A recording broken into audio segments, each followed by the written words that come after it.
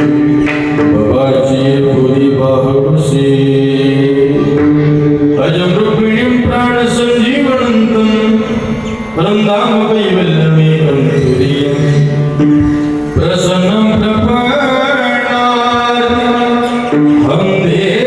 देवदेवं परब्रह्मलिंगं भजे पांडुरंगं पांडुरंगाप्रभवं दुसरे चरण संतांच्या त्यांच्या कृपादाने कथेचा विस्तार बाबाजी सद्गुरुदास तुका कलावत जीवो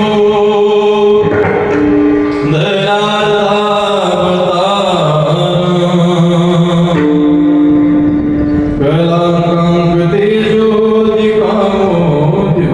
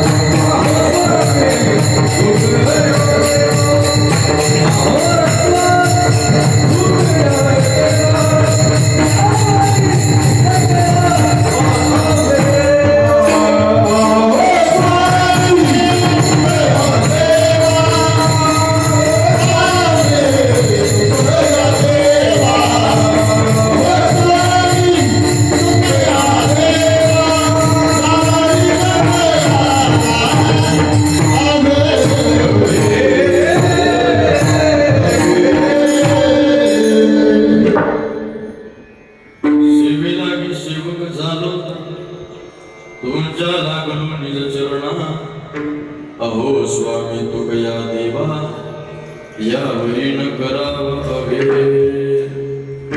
सांगतो तुम्हासी भजारे विठ्ठला नाही तरी केला जन्म वाया. करिता बरोबरी दुरावसे तुरी भवाची पुरी वाहवसे. प्रस्तुत सेवेकरता घेतल्या म्हणून वारकरी संप्रदायाच्या कलशस्थानी विराजमान असणारे वारकरी संप्रदायातील ज्या संतांना कलशाची भूमिका मिळालेली आहे, ज्या साधूंना भजनाच्या माध्यमातून भक्तीच्या माध्यमातून नामचिंतनाच्या माध्यमातून स्वतःच जीवनाचं कल्याण करून घेतलं आणि आपल्या प्रत्येकाचे कल्याण व्हावं याकरता ज्यांनी आपल्या सर्व जडजीवांना उपदेश करावा, आपल्याला सांगत राहावं, जाग करत राहावं असे असणारे देहूचे सुप्रसिद्ध साधू हिंदवी स्वराज संस्थापक राजाधिराज छत्रपती शिवाजी महाराज यांचे धर्मगुरू आणि अखिल विश्वाला सुशोभित करणारे जगद्गुरु तुकोबाराय यांचा फार चरणांचा नाही, अगदी थोडका असणारा, लहान असणारा, तुमच्या सर्वांचा परिचयाचा असणारा, पण अभंग जरी लहान असेल तरी पण या कमी शब्दाच्या लहानशा अभंगामधून अर्थ मात्र फार मोठा निघतो. आणि म्हणून अगदी गोड अर्थ सांगून जाणार हा अभंगाच्या सेवेकरता उठाला.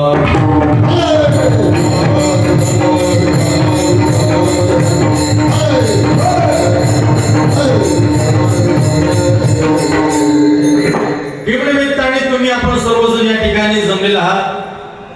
या ठिकाणी बसलेल्या प्रत्येकाला ज्ञात आहे आज आपल्या या पवित्र असणाऱ्या सारोळा अडवाई गावामध्ये आपल्या गावातील एक या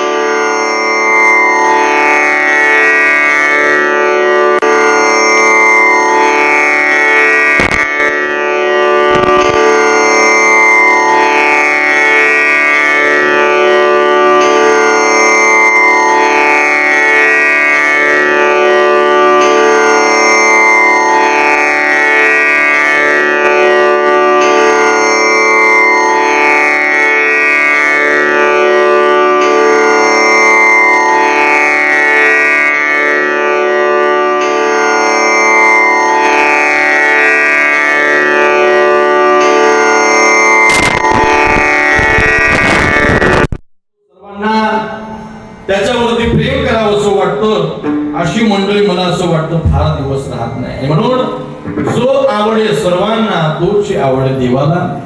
म्हणून आज या परिवारातून 1 वर्ष झाले संतोष भाऊ निघून गेले आणि त्यांच्या पाठीमागे असणारा त्यांचा भरभरून असणारा त्यांचा जो परिवार आहे त्यामध्ये त्यांच्या पत्नी गंगा भागीरथी अलका संतोष महांडुळे, त्याच पद्धतीनं त्यांची बहीण सो डॉक्टर वृषाली डोंगरे, त्याच पद्धतीनं सो चंचू बाळासाहेब कापसे, त्याच पद्धतीनं त्यांचे चिरंजीव रामेश्वर संतोष महांडुळे, त्याच पद्धतीनं त्यांची कन्या कुमारी श्रुतिका संतोष महांडुळे असा आदरणीय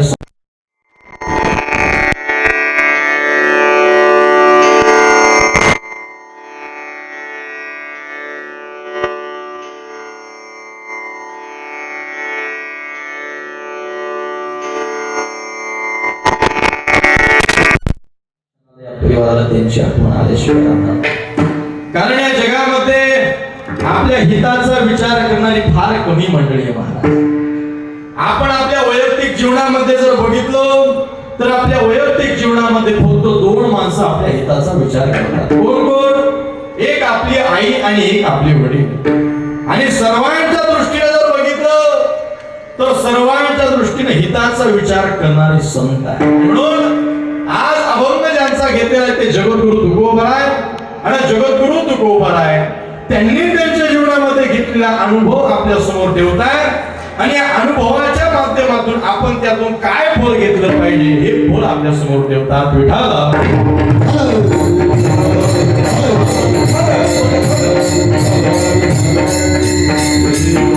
या सोहळ्याकरता उपस्थित असणारी महाराज मंडळी, परिसरातील दिग्गज महाराज मंडळी या ठिकाणी उपस्थित आहे. त्यामध्ये अगदी गोड पद्धतीनं, सुंदर पद्धतीनं जे अगदी ज्यांनी गोड असं गायन केलं हरिभक्त परायण आपल्या परिसराचं भूषण नवसुफी महाराज, आदरणीय नवसुफी महाराज असतील, आदरणीय विद्यार्थी महाराज यांच्याकरता जोरदार टाळी वाजवा. महाराजांना अगदी मनापासून वंदन करतो. गावातील सर्व भजनी मंडळी असेल त्याच पद्धतीनं मृदंगावरती अगदी गोड साजे करताय. वय अगदी लहान आहे पण मृदंगामध्ये स्पष्टता, मृदंगामध्ये गोडवा आहे. आदरणीय महाराज नवसुफी महाराज त्यांच्याकरता ही जोरदार टाळी वाजवा. अगदी गोड त्यांचं वादन आहे. तुम्हालाही अगदी मनापासून वंदन. सर्व या ठिकाणी विद्यार्थी मंडळी असेल, समोर कीर्तन श्रवणाकरता बसले सर्व पुरुष मंडळी, माता भगिनी, तुम्हालाही अगदी मनापासून वंदन. साऊंड सिस्टीम मुले दादा अगदी त्यांच्याकरता सुद्धा जोरदार टाळी वाजवा. गोड त्यांचा साऊंड आहे. विशेषतः हॉलमध्ये साऊंड लावणं म्हणजे फार अवघड असतं, पण अगदी गोड साऊंड त्यांनी लावलेला आहे. त्यांनाही अगदी मनापासून वंदन. राहिलेल्या वेळामध्ये गोड असं चिंतन बघण्याचा प्रयत्न करू. फक्त सर्वांनी एक काम करायचं, काय? सर्वांनी सर्वांगाचे कान करून कीर्तन का विठाला.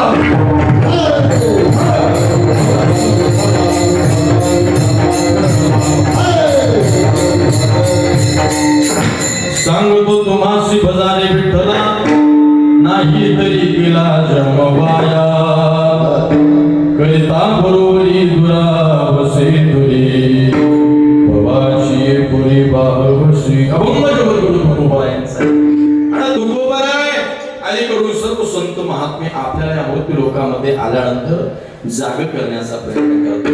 अभंगाच्या माध्यमातून असेल, गवळणीच्या माध्यमातून असेल, अनेक प्रकरण आपण जर बघितले महाराजांचे तर अनेक प्रकरणाच्या माध्यमातून संत आपल्याला जाग करतात. काय करतात? जागा व्हा. आणि जागा होऊन काय करा? त्या विश्वाच्या मालकाचं भजन करा. उठा जागे भारे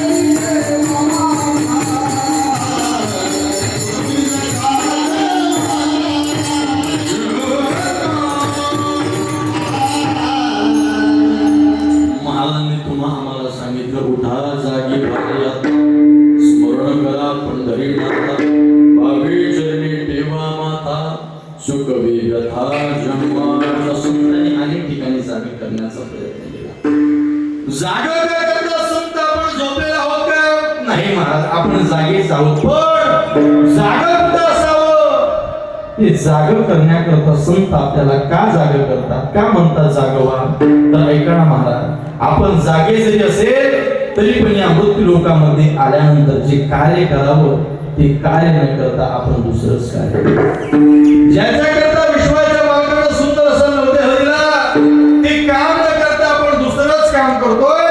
विश्वाच्या मालकानं कशा करता नरदेह दिला, देवे दिला देह भोजना गोमटा. बरोबर का पुरुष मंडळी, महिला मंडळी बरोबर का? मग भजना गोमटा, देवे दिला देव भजना गोमटा, तोया झाला फाटा फाटी. या मृत्यू लोकातलं अंतिम सत्य काय असेल तर मृत्यू आहे. काय आहे? या लोकांचं नावच मृत्यू लोक आहे महाराज. या ठिकाणी आल्यानंतर प्रत्येकाला जावं लागतं. तो श्रीमंत असू द्या, गरीब असू द्या, राजा असू द्या, रंक असू द्या, कोणीही असू द्या, प्रत्येकाला एक ना एक दिवस या मृत्यू लोकातून जावं लागतं. हा या मृत्यू लोकाचा नियम आहे. आपण तर सामान्य माणसं आहोत, देवादिकांना सुद्धा अवतार या मृत्यू लोकांमधला संपवावा लागला. संतांना, ऋषीमुनींना, पिरांना, फकीरांना, शूरवीरांना प्रत्येकाला जावं लागलं. नव भी मर गए, 10 भी मर गए, सहस्र 88 33 कोटी देवता मर गए, पड़े काल की फांसी.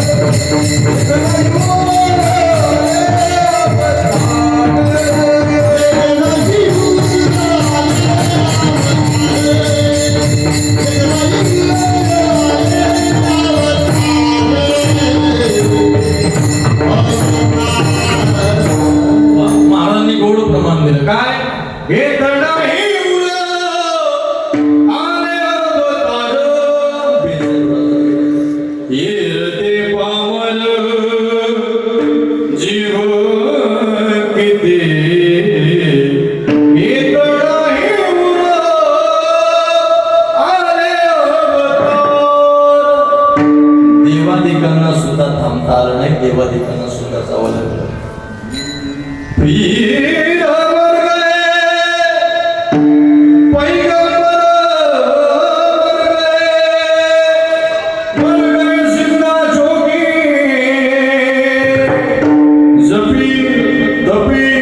संन्यासी मर गए,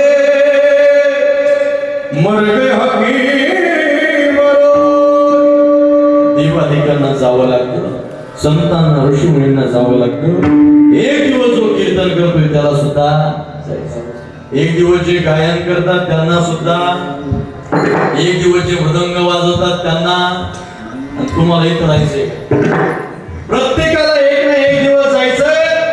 संतांना जावं लागलं, देवांना जावं लागलं. आपली सुद्धा लिस्ट सांगत असताना महाराजांनी फार गोड पद्धतीने वर्णन केलं. महाराज म्हणतात तुमच्याही घरातले, तुमच्याही परिवारातले कोण कोण गेले आणि पुन्हा कुणाला जावं लागणार आहे का? थोडं सूर वाढवा माहिती सांगतो. आजामीला पुंजामीला बापू कसनागीला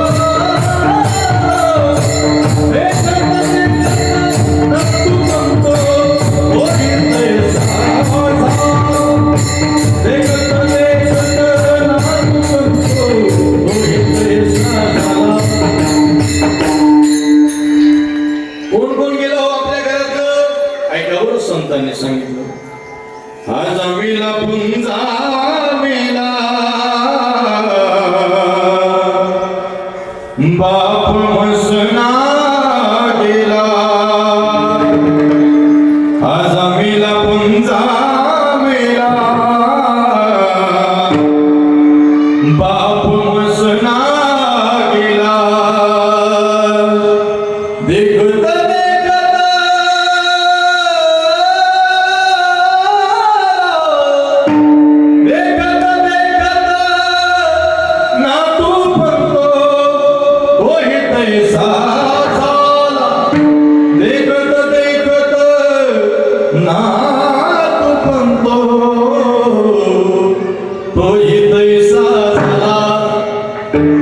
मरण जर प्रत्येकाचं आहे तर संत आम्हाला जागा करतात काय करा उठा उठा जागा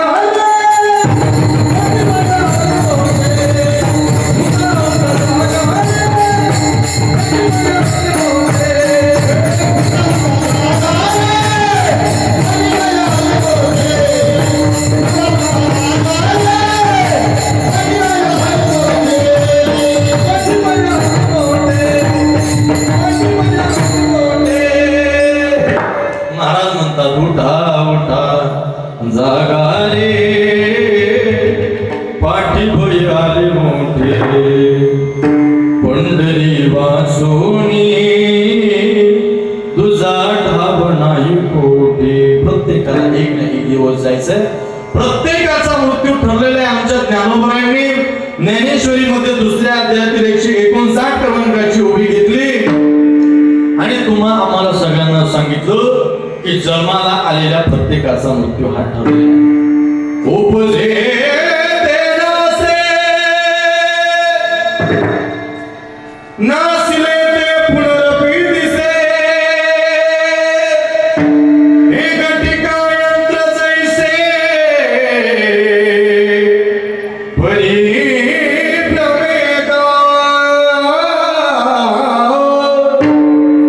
महाराज म्हणतात उपजे ते नासिले ते पुनरपी दिसे एक टिका यंत्र जैसे परिभ्रमे स्वर समापट ठेवायचं ते जास्त नको लय कमी पण नको ज्ञानोबांनी ओवीच्या माध्यमातून गोड असा दृष्टांत आपल्या समोर ठेवला ज्ञानोबा म्हणतात ऐका बरं उपजे ते नासे जन्माला आला त्या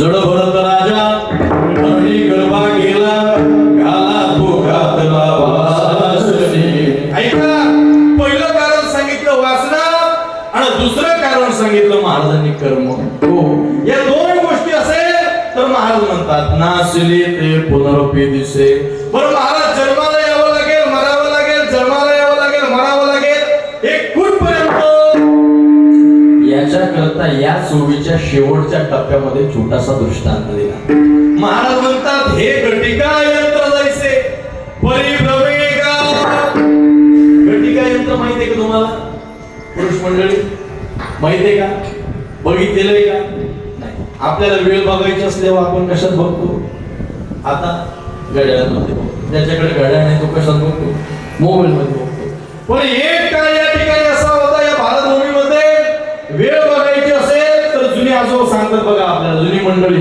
की आम्ही सूर्यावरती वेळ ठरवायचो सूर्य ज्या ठिकाणी त्याच्यावरती वेळ ठरल्या जायचा काही जुनी मंडळी अशी सांगते की घटिका यंत्र असायचं आता आपल्याला ते सहजासहजी बघायला मिळत नाही शोच्या वस्तूंमध्ये आपल्याला ते बघायला मिळतं बघा असं जोडलेलं काचेचं भांड असतो वरतून एक भांड आणि खालून एक भांड असे दोन भांडे जोडलेले असतात वरच्या भांड्यामध्ये रेती असते आणि ते भांड असं उभं ठेवलं की वरच्या भांड्यातली रेती हळूहळू करून खालच्या भांड्यामध्ये त्याच्यावरती वेळ ठरला जातो काही भांडे 1 मिनिटाची काही भांडे अर्धा तासाची काही भांडे 1 तासाची असं ते घटिका यंत्र ठेवलं की मग वरच्या भांड्यातली रेती खालच्या भांड्यामध्ये येते त्याच्यावरती मी ठरला जातो. आता माझा ऐका, भांड असं उभं ठेवलं की आता वरच्या भांड्यामध्ये रेती आहे. मला सांगा, वरच्या भांड्यातली रेती हळूहळू हळूहळू करून खालच्या भांड्यामध्ये पूर्ण पद्धतीनं आली. पहिलं म्हणतो आता वरच्या भांड्यातली रेती खालच्या भांड्यामध्ये आली. वरचं भांड काय झालं? सर्व सांगायचं का थोडं थोडं? पहिलं म्हणलं वरचं भांड काय झालं? रिकामं झालं. माझा आवाज व्यवस्थित येतो ना तुम्हाला? हा, वरचं भांड काय झालं? रिकामं झालं. कुठे गेलं? खालच्या भांड्यामध्ये रेती गेली. आता काय करायचं? महाराज म्हणतात पुन्हा ते भांड पकडायचं आणि पुन्हा उलट करून ठेवायचं. आता कुठे गेली रेती? वरच्या भांड्यामध्ये गेली. पुन्हा ती हळू हळू हळू हळू हळू करून ती रेती खालच्या भांड्यामध्ये येणार. पुन्हा वरचं भांड रिकामं झालं, पुन्हा भांड पकडायचं आणि पुन्हा उभं करून ठेवायचं. पुन्हा वरच्या भांड्यामध्ये रेती. मला सांगा, हे भांड फिरण्याचं थांबेल का? आपलं कीर्तनही होईल, जेवणही होतील, घरी जाऊ एक एक झोपही होईल, संध्याकाळचं शेणकूर होईल, उद्याची सकाळ होईल, पण भांड फिरण्याचं थांबणार नाही. ज्ञानोबाला हा दृष्टांत का देतात? ज्या पद्धतीनं ते घटिका यंत्र फिरण्याचं थांबणार नाही, त्याच पद्धतीनं या मृत्यू लोकांमधला नियमच आहे. मेल्यानंतर पुन्हा जन्माला यावं लागतं आणि जन्मल्यानंतर पुन्हा मरावं लागतं. पुनरपि जननम पुनरपि मरणम पुनरपि जननी जठरे शयनम यह संसारे खलु दुस्तारे कृपया पारे पाहे मुरारे भज गोविंदम भज गोविंद भज गोविंद मूढमते पुनरपि जननी जठरे यह संसारे खलु दुस्तारे कृपया पारे पाहि पारे भज गोविंदम भज गोविंदम भज गोविंदम मूढमते. पुन्हा पुन्हा जन्माला यावे, पुन्हा पुन्हा मरावं लागेल. मग या मृत्यू लोकांमध्ये आल्यानंतर प्रत्येकालाच मरायचं आहे. पण या मृत्यू लोकांमध्ये आल्यानंतर नेमकं करायचं काय हेच महाराज अभंगाच्या प्रसंगात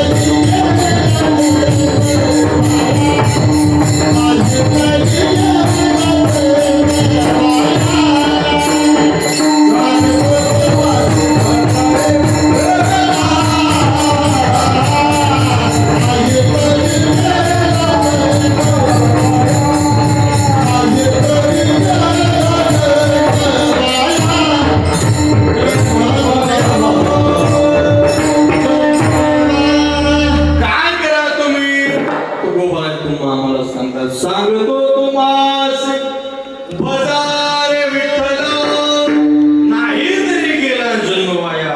त्या विश्वाच्या मालकाला बोललो नाही तर आपला जन्म काय म्हणतात महाराज वाया जाईल. वाया जाईल म्हणजे नेमकं काय ऐका बरं.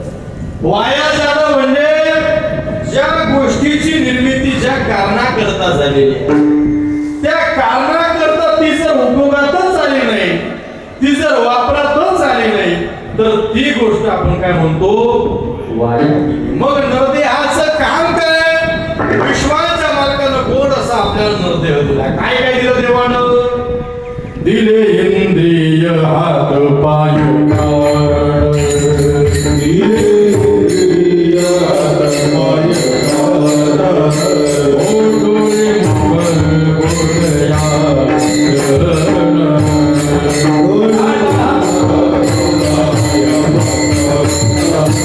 दिने कुदोष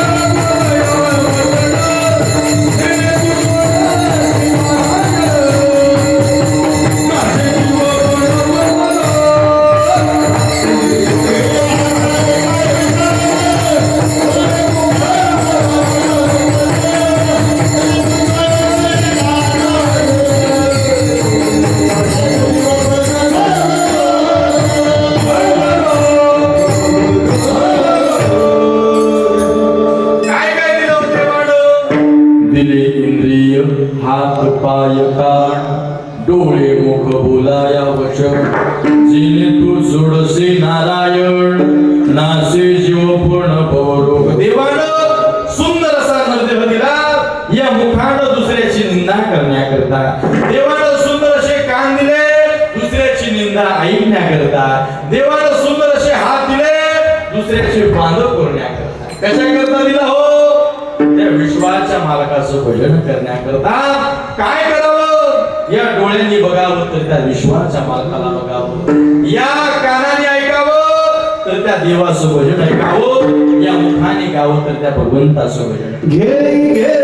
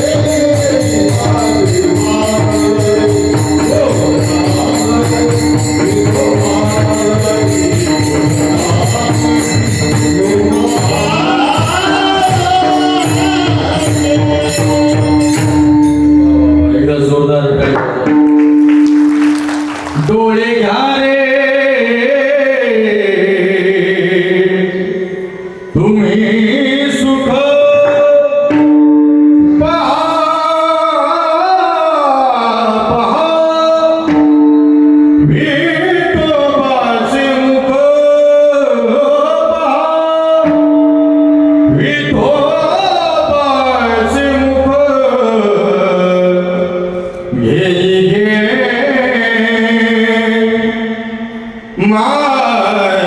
वाचे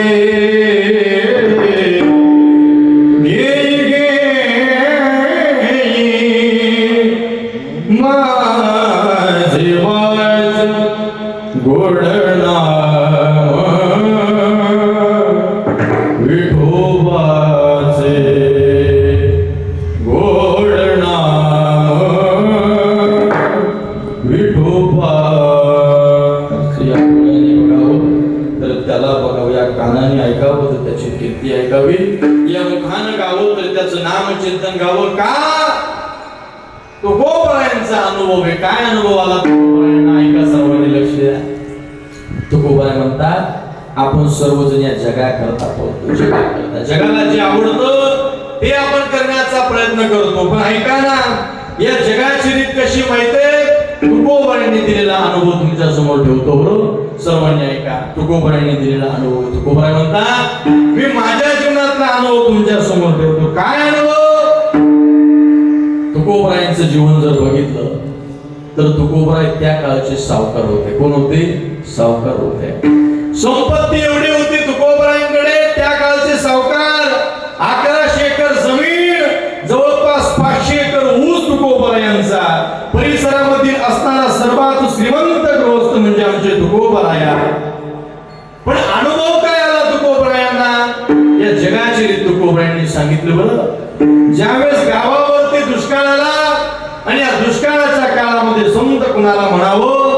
जगाकरता आपलं सगळं दान करणारा संत आहे. आमच्या तुकोबारायांनी त्या काळामध्ये पहिली कर्जमाफी केली.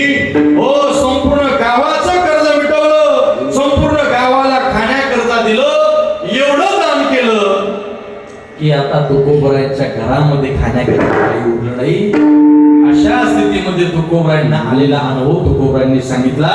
तुकोबाराय म्हणतात ज्यावेळेस माझ्याकडे संपत्ती होती, पैसा होता, गावचा सावकार होतो, त्यावेळेस हीच समाजातली लोक मला तुकाराम शेठ म्हणायचे. काय म्हणायचे?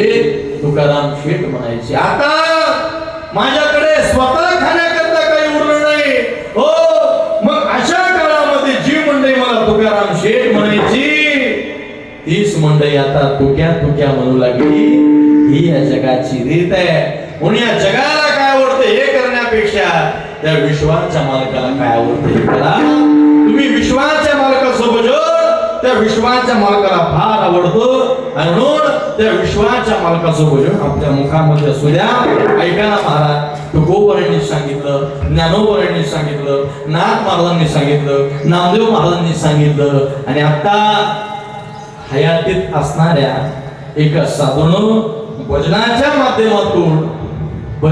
माध्यमातून काय काय होऊ शकतं याचं उत्तम उदाहरण म्हणजे वृंदावन या पवित्र तीर्थक्षेत्राच्या ठिकाणी असणारे श्री प्रेमानंदजी महाराज. त्यांच्याकडे बघा काय जीवन आहे, एवढं अलौकिक जीवन आहे. मला असं वाटतं जगामध्ये असा साधू आपल्याला बघायला मिळणार नाही की ज्या साधूच्या नावावरती बँकेचा अकाउंट नाही, ज्या साधूच्या नावावरती 1 रुपया बँकेमध्ये नाही.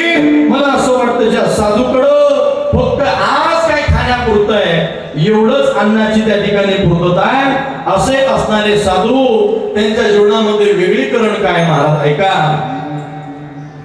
विज्ञान ज्या ठिकाणी संपन्न महाराज त्या ठिकाणापासून आमचा परमार्थ चालू. काय विशेषता त्या साधू मध्ये? विज्ञान असं म्हणतं एखाद्या माणसाची जर एक किडनी खराब झाली तर एका किडनीवरती माणूस जिवंत राहू शकतो. काय? एक किडनी जर माणसाची खराब झाली तर एका किडनीवरती माणूस जिवंत राहू शकतो. पण विज्ञानाला ही कलाटणी घालणारा क्षण काय हो? या साधूचे फक्त एक किडनी नाही तर दोन्हीही किडन्या खराब झाल्या. डॉक्टरने सांगितलं तुम्ही जास्त दिवस जिवंत राहू शकणार नाही, पण आपल्या मुखामध्ये अंतःकरणामध्ये फक्त एकच नामचिंतन चालू आहे, राधा राधा राधा राधा नामचिंतन मुखामध्ये. त्याचा फायदा असा की एका किडनीला नाव दिलं राधा आणि एका किडनीला नाव दिलं कृष्ण. आणि मला असं वाटतं भगवंताच्या स्वरूपामध्ये त्या किडनीमध्ये स्वतः भगवंतच येऊन बसला. अनेक वर्ष निघून गेले या जगाला उपदेश करतात आणि आपल्या संसारिकाच्या मुखावरती जेवढं तेज नाही एवढं तेज त्या साधूच्या मुखावर आहे. आमच्या तुकोबारांनी जो उपदेश दिला त्या उपदेशाचं पालन साधून केलं आणि मला असं वाटतं त्या साधून संपूर्ण जगाला उपदेश करावा. आणि मला सांगायचं सगळ्यात महत्वाचा मुद्दा असा आहे की प्रत्येकाला वाटतं संपत्तीनं सुख मिळेल, प्रत्येकाला वाटतं पैशानं सुख मिळेल, प्रत्येकाला वाटतं सत्तेनं सुख मिळेल. पण ऐका ना महाराज, सत्ता संपत्ती पैसा अडका या गोष्टीच्या माध्यमातून थोड्या वेळापुरता आपल्याला सुख मिळत असतं.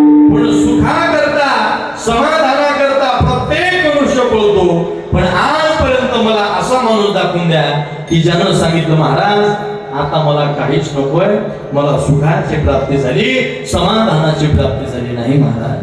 पैशानं श्रीमंतीनं सुख विकत घेता येत नाही.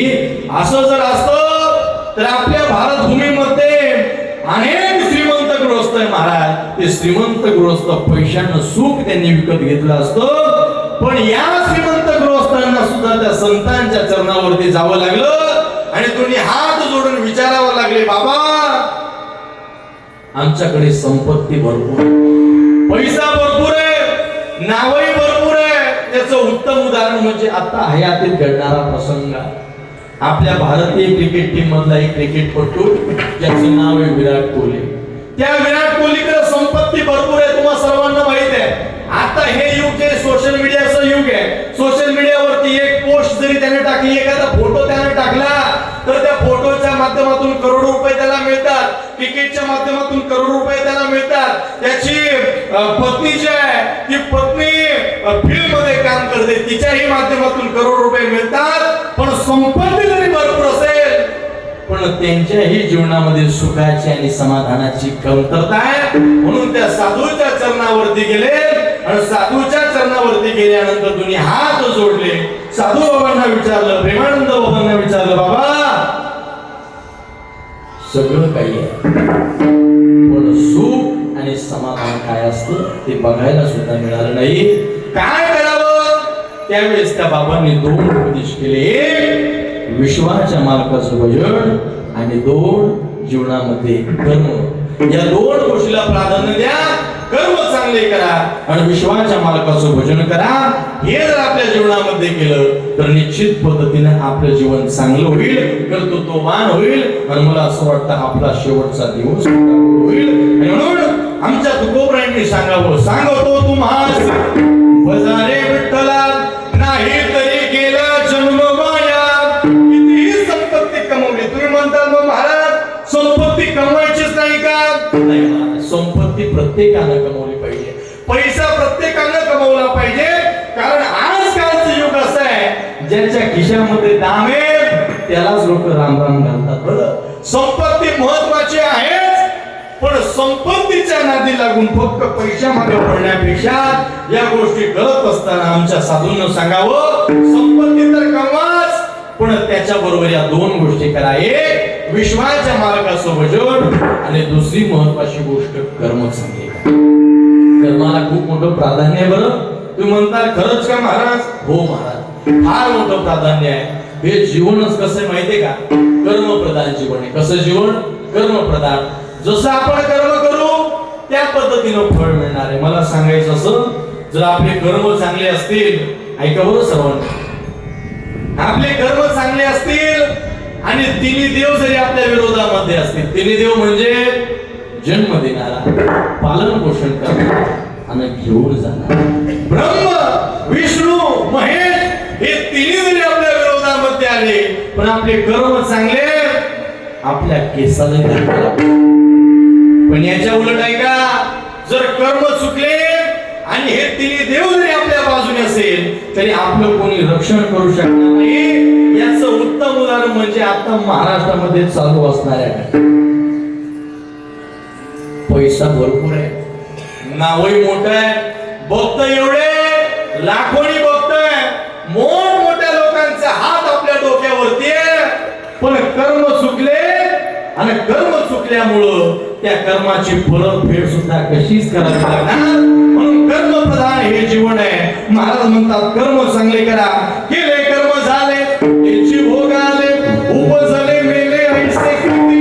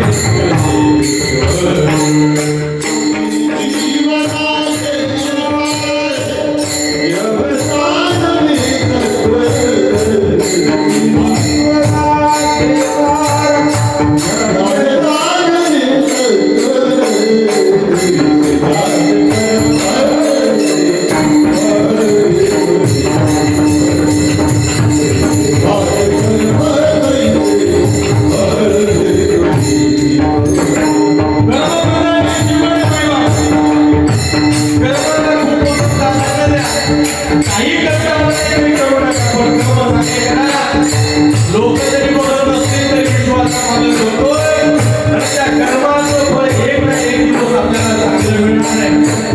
छातीवरती हात ठेवा. तेव्हा आज माझ्यावरती वाईट दिवस आहे, माझे दिवस वाईट आहे, पण या वाईट दिवसामध्ये मी चांगले कर्म करण्याचा प्रयत्न करेल. निश्चित तुमचे पुढचे दिवस चांगले आल्याशिवाय राहणार नाही. आज आपल्यावरती चांगले दिवस आहे, याही चांगल्या दिवसामध्ये आणखी चांगले कर्म करा, आणखी चांगलं फळ आल्याशिवाय राहणार नाही. आपल्या डोळ्यासमोर जे अनेक प्रसंग आपल्याला बघायला मिळतात, ज्याच्या लोकांनी चांगल्या दिवसांमध्ये वाईट कर्म केले त्यांचे चांगले दिवस निघून गेले आणि आज वाईट दिवस भोगावे लागतात. कर्म फार प्रतिफळ असतात, कर्माचे फार ताकद आहे आणि म्हणून आमच्या संत मानलेले भाग होऊन सांगितलं.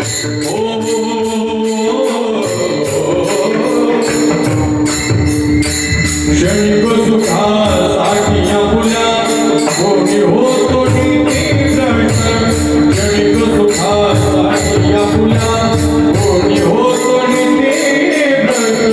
कोणी त्यागी जीवन आपुले सुख जगी करण्यात कोणी त्यागी जीवन आपुले दुःख जगी करण्यात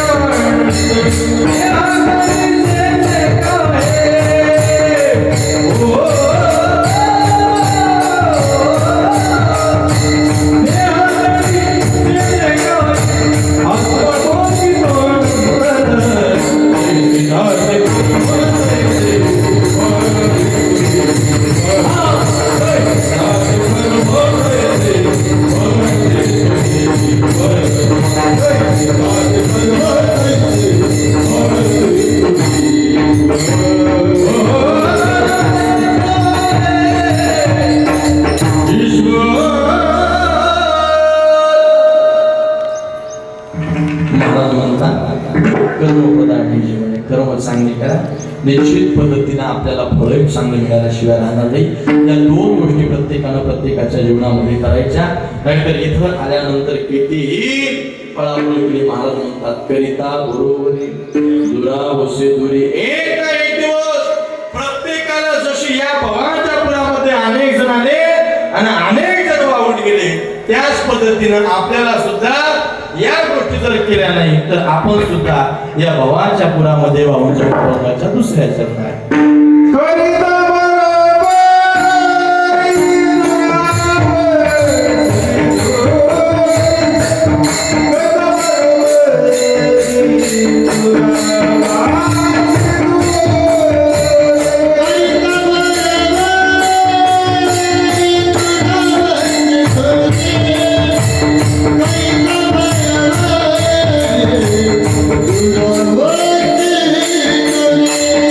Hey!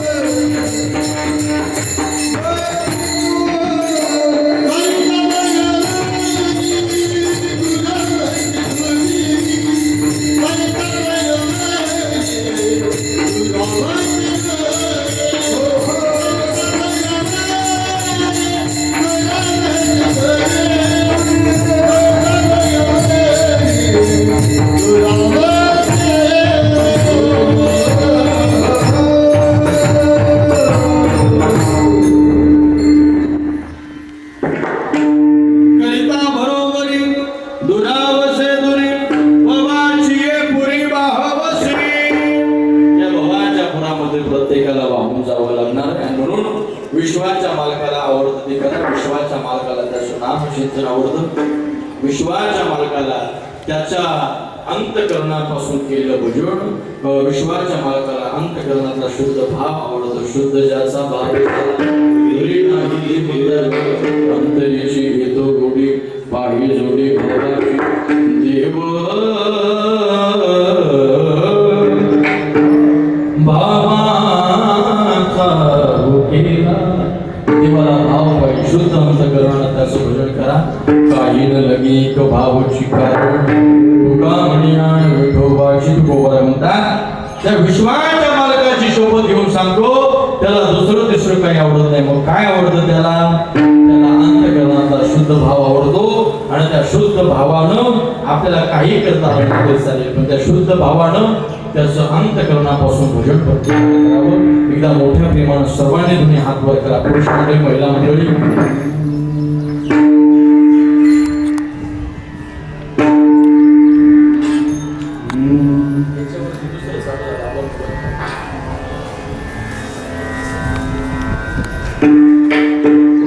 महिला मंडळी सर्वांनी हात वर करा. ज्यांना ज्यांना देवाने हात दिलेले असतील त्यांनी सर्वांनी वर करा. एक टाळी वाजवून सर्वांनी गोड असं भजन करायचं. एक टाळी वाजवा सोबत. हा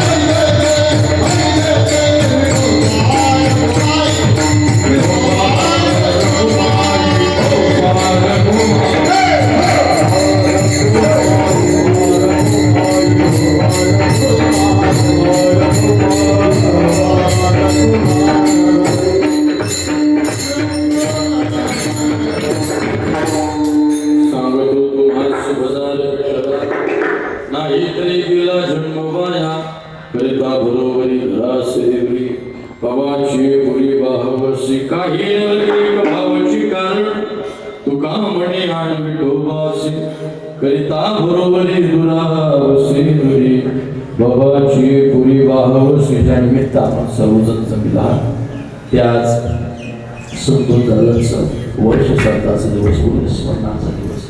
पुण्यस्मरण म्हणजे नेमकं काय हो, श्राद्ध म्हणजे नेमकं काय? गेलेल्या जीवातल्या विषयी श्रद्धेनं आपण जे कुठलंही कार्य करतो त्याला श्राद्ध असं म्हटलं जातं.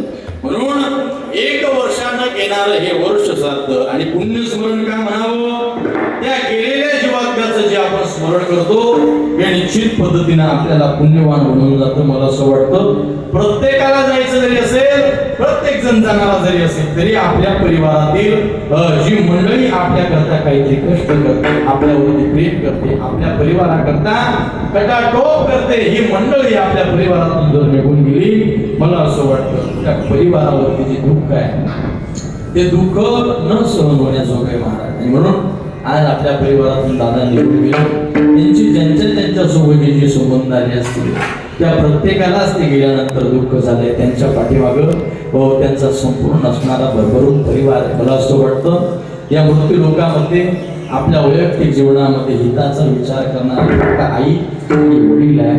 आई आणि वडील आपल्या मुलांकरता एवढे कष्ट करतात. मला असं वाटतं एकदा आपल्या परिवारामध्ये मुलाचा मुलीचा जन्म झाला की आपल्या आईचे स्वप्न थांबतात, आपल्या वडिलांचे स्वप्न थांबतात आणि आपल्या मुलाबाळांना काय पाहिजे त्या पद्धतीने आपले आई वडील कष्ट करत असतात. एक वेळेस स्वतः पोटाची खळगी बाप रिकामी होईल, पण आपल्या मुलाबाळांकरता त्या ठिकाणी जे काही पाहिजे ते बाप आपला आणून देत असतो.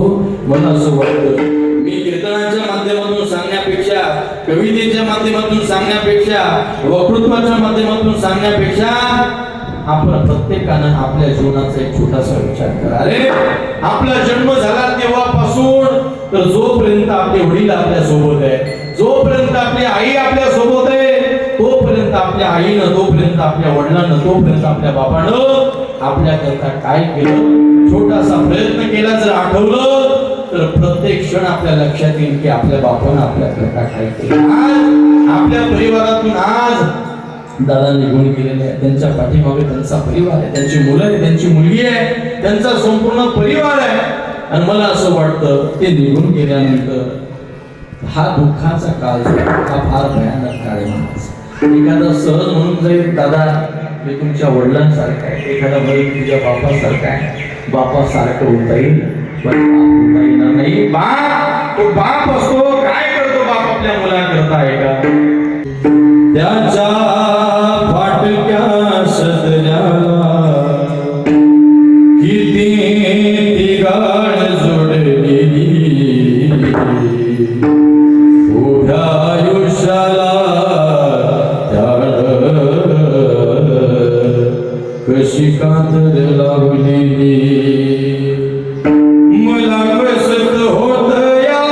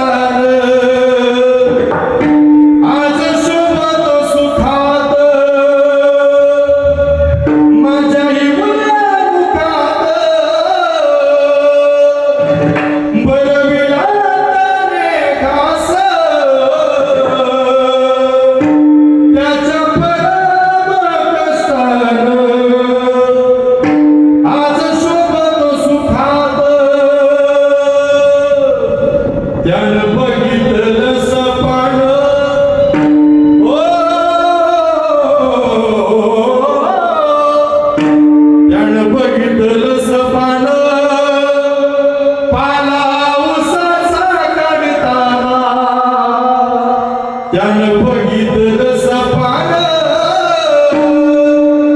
पालवसाचा कडताना उरीहून का दाटतोया गोष्ट बाबाची सांगताना माझ्या डोळ्यात दियासं कोणी मायेनं पुसताना उरीहून का दाटतोया गोष्ट बाबाची सांगताना एखादा आपल्या बापासारखा बाप होता येणार नाही. जेव्हा आपल्या घरामध्ये एखादं पालक जन्माला येतं आणि त्यानंतर त्या माणसाचं जीवन जे असतं ते जीवन फार वेगळं असतं महाराज. म्हणून आज मी या परिवारातून एक बाप निघून गेलाय, आज या परिवारातून एक लेख निघून गेलाय, आज काही असणाऱ्या मित्रमंडळींचा मित्र सुद्धा निघून गेलेला आहे. आणि म्हणून दादा निघून गेले, प्रत्येकाला जावं लागणार आहे, प्रत्येकालाच जावं लागणार आहे. आज या परिवारातून दादा निघून गेले आणि आजचा दिवस म्हणजे या परिवाराचा आणि दादांचा शेवटचा दिवस. आता पुन्हा या परिवाराचा आणि या दादांचा पुन्हा भेट नाही महाराज. आजची भेट, आजचा दिवस म्हणजे शेवटचा दिवस. यानंतर आता हा पुन्हा सोहळा नाही, पण हा सोहळा करत असताना निश्चित पद्धतीने दादांना सुद्धा आनंद झाला असेल तर मी गेल्यानंतर सुद्धा माझ्या पश्चात माझ्याकरता ज्ञानदान, माझ्याकरता अन्नदान निश्चित पद्धतीने आज हा सोहळा बघत असताना दादा या परिवाराला आशीर्वाद देत असतील आणि या शेवटच्या भेटीनिमित्त म्हणत असतील, आम्ही जातो आमच्या गावात, आम्ही जातो आमच्या गावात, आमचा राम नाम, आमचा राम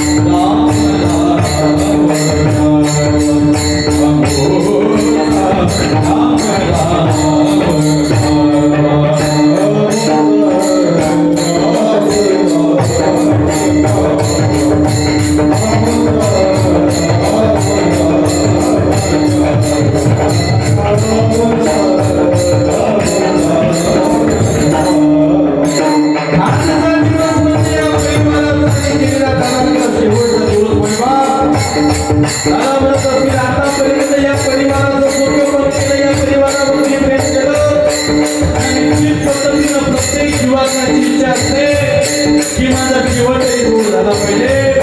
जसं एखादा शूरवीर मरावा, त्या शूरवीराला तोफांची सलामी दिल्या जाते, तसेच दादा गेल्यानंतर या परिवारानं दादांच्या पश्चात वारकरी संप्रदायाच्या नियमाप्रमाणे तोफांची सलामी दिली. आजचा दिवस म्हणजे या परिवाराचा दादांचा शेवट. दादा म्हणतील, आता नाही येणारा, आता नाही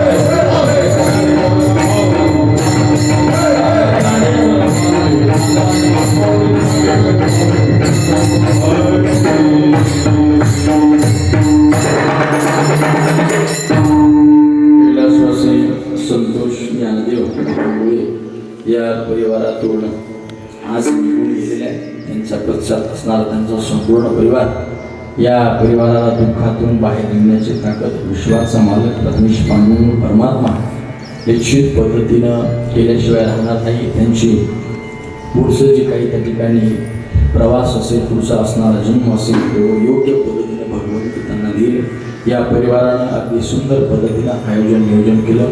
एकदा जोरदार या परिवाराकरता सर्वांनी टाळी वाजवायची आहे. गोड अशी साथ संगत करणाऱ्या या सर्व महाराज मंडळीकरता सुद्धा जोरदार टाळी वाजवायची आहे. अगदी गोड ज्यांनी साऊंड लावला आदरणीय असणारे रमेश भाऊ, त्यांच्याकरता सुद्धा जोरदार टाळी वाजवायची. आणि ज्या चॅनलवरती आपण या ठिकाणी आजची ही सेवा शूटिंग केली, या परिवारानं केलेला हा सोहळा यूट्यूबवरती पुन्हा आपल्याला बघायला मिळेल. या असणाऱ्या शूटिंग करता आलेले दादा, त्यांचं काय नाव? साहिल दादा करता ही जोरदार टाळी वाजवतो. आलेल्या सर्वांनाच मनापासून धन्यवाद देतो. सेवेला पूर्ण विराम देतो.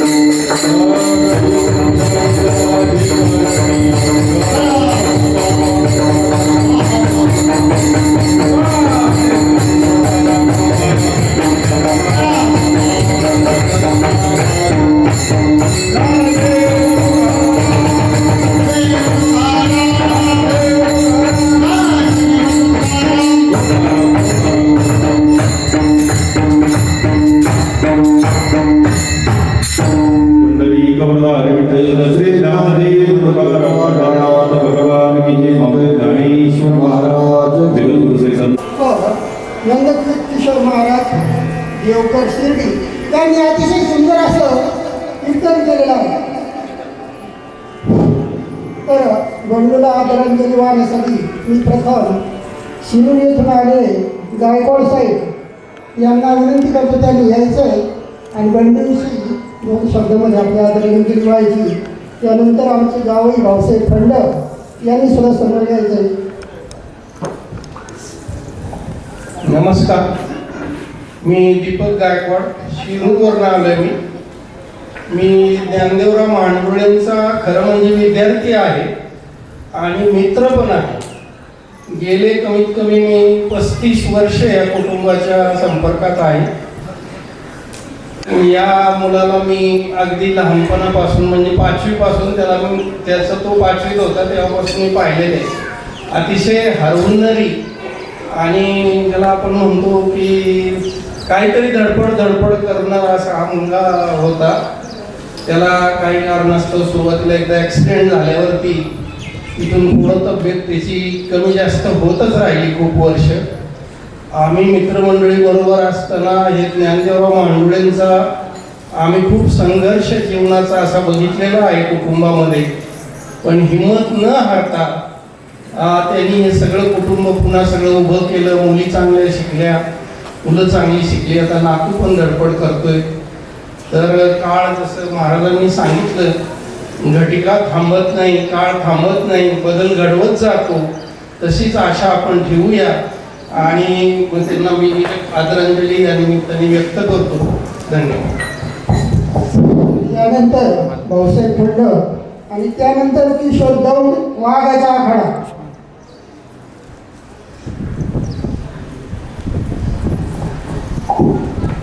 बंधूच्या वर्षश्राद्धानिमित्त जमलेली नातेवाईक उद्दिष्ट आज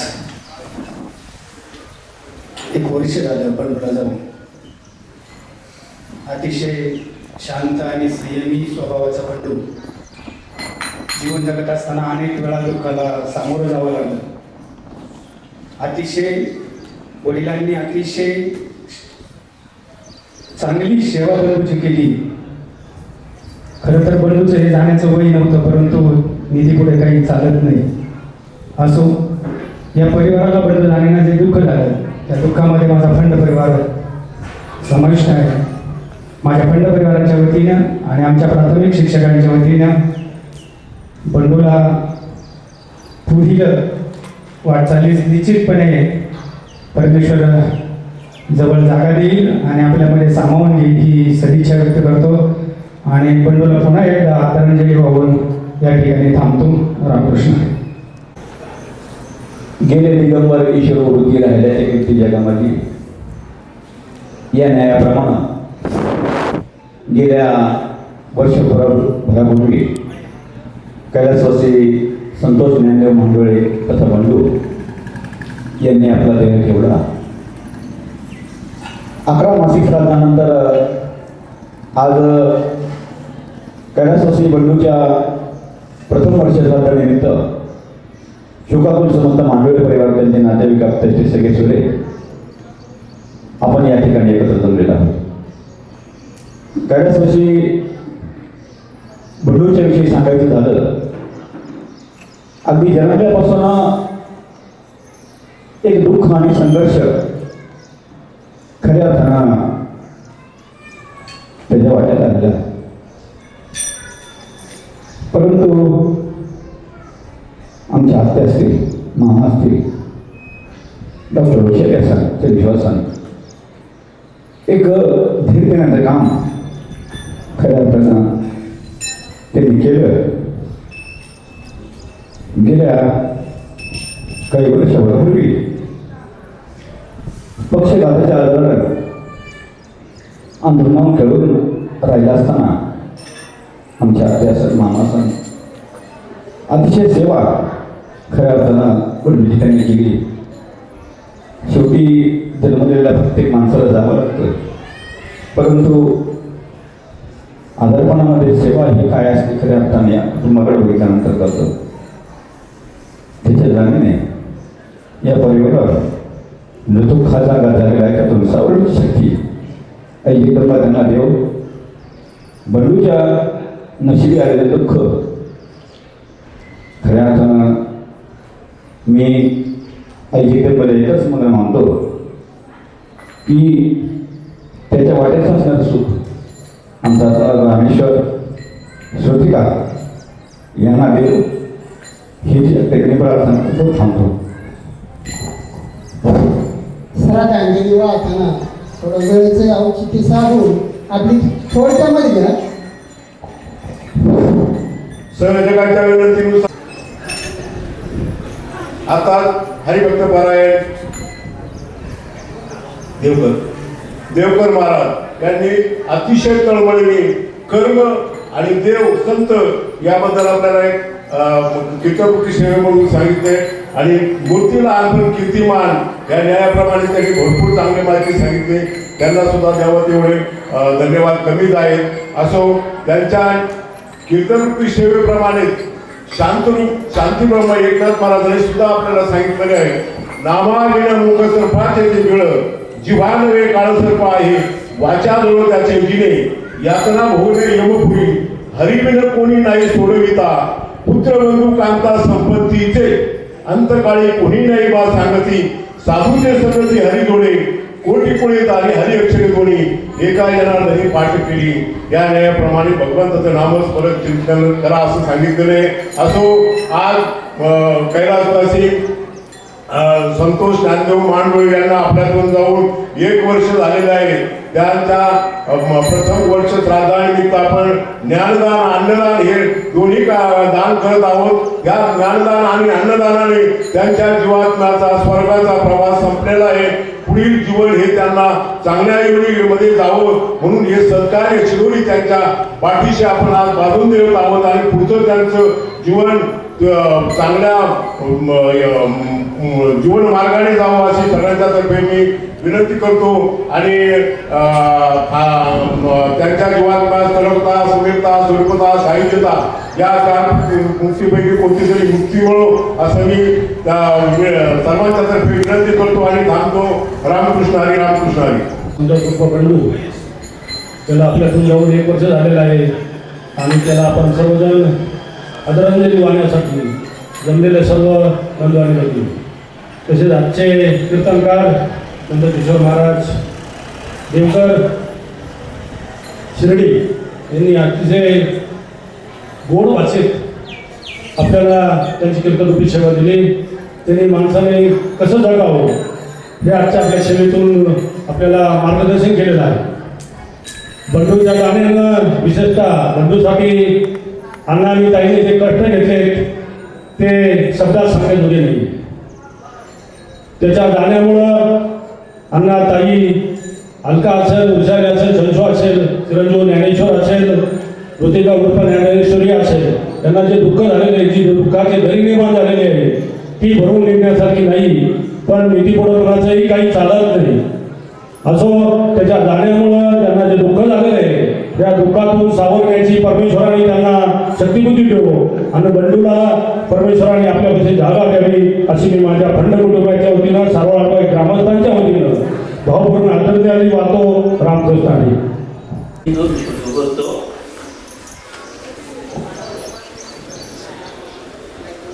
माझे गाव किंवा मी माझ्या गावाला